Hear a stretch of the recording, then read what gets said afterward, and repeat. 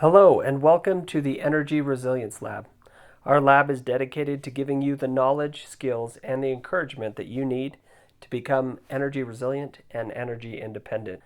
Today, we're bringing you an episode from the American Clean Power Expo. So, here, this first booth is Fluence. They're a pretty solid energy storage company that does a lot of large scale energy storage. They also do some commercial and industrial. I'm not sure the scale. So there's American Clean Power. That is the actual expo booth where you can get information and learn more about the different options of things to see. And this booth was Flex Power. And here we keep moving along. Let's see. So there's Tech Wind. And here's DNV. There's a lot of different companies here. There's companies that work in safety. So the LiftWorks is a lift company that specializes in moving wind elements, so the propellers and the props and all the components for the assembly of wind turbines. Here's SunGrow. This is a very large Chinese supplier of energy storage systems. They have a container system there in the background. You can see it looks like there's between 8 and 10 modules there, so probably around 43 kilowatt hours per stack of batteries in that container.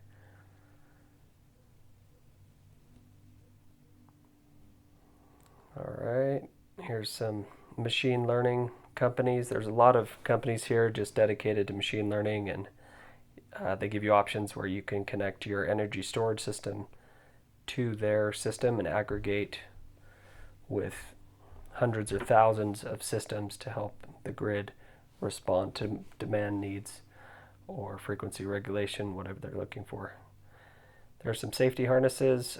Here's a cage for wind turbines where they can lift you up and take you up to the wind turbine to do maintenance and to work on them. I actually met with a gentleman there that was at the show attending, and he did repairs on wind turbines. So if they get a big hole in them, he'll go down there and redo the fiberglass or carbon fiber. I think most of them are fiberglass, but he will fix those things.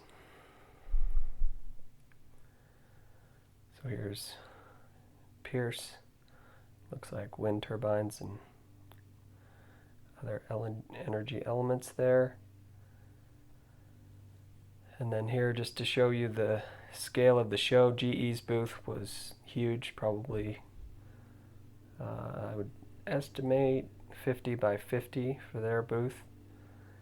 And the whole show, we went last year when it was in San Antonio, I believe Texas, and there it seemed like it was probably half the size that it was this year, but it may just be from all these big players building huge kind of booths and display setups to teach all of the people at the trade show.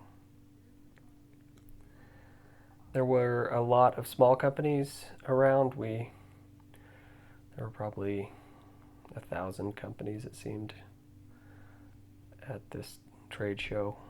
It filled up maybe a quarter of the trade show facility in New Orleans, Louisiana. Here I'm walking back towards the center of the show. I really wanted to focus on energy storage companies that were showing at the show. Again, it's the American Clean Power 2023 show. And there were around, I would say, 6 to 8 large-scale energy storage companies that attended. And a lot of them had very helpful displays showing their hardware.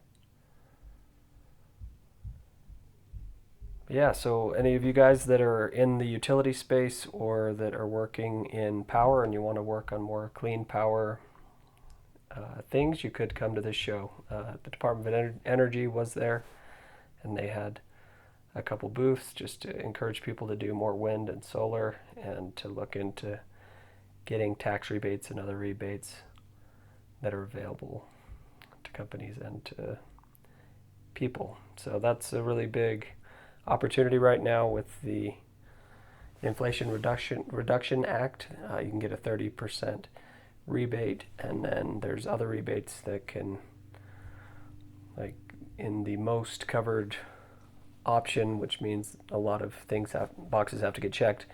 You could get 70% of your system paid for, and most people don't know it, but even small energy storage systems that are portable, they're also available with a tax rebate if you use them to offset power in your home.